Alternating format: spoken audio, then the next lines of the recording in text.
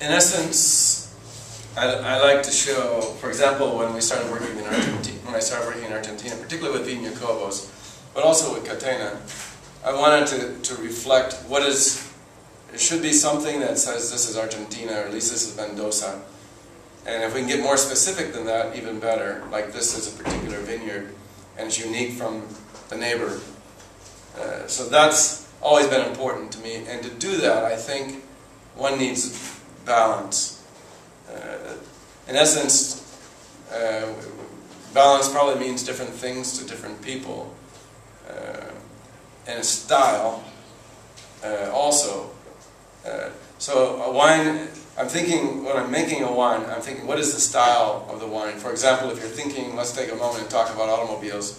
If you're thinking Porsche, that's sort of a style of automobile, handcrafted, with a racy edge to it, you know, sort of sexy aspect, well-built, this sort of thing, very responsive with a lot of power. But that's so different from a Volkswagen, and yet both get you from point A to B.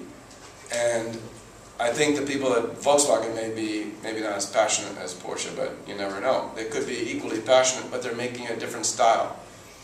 And you can even say that supposedly about, but it should still be true to place. A Volkswagen should have a personality that's Volkswagen, for example. I hope I'm making myself clear. It's still, what I look for is power and balance, elegance. So I look more for a style that would be more Baryshnikov than Schwarzenegger. Just something that has a lot of finesse, but has power and intense, focused fruit. I'm always looking for typicity. So these guys that like to blend, to add color to wine, just to give color, using Alicante Boucher or whatever, to me this is cheating.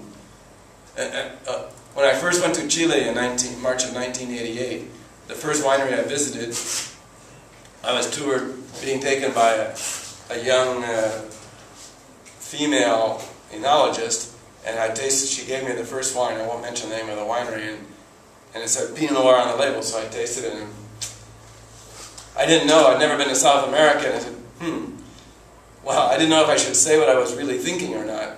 But then, so I kind of like hemmed and hawed. She said, well, what do you think of it? I said, you put me in a very difficult spot. But I said, you know, I don't think it doesn't taste like there's very much Pinot Noir in here. And she just laughed. That's because there is no Pinot Noir. So authenticity is very important to me. The trueness of the variety and the true expression of it. And the expression of terroir, Paul.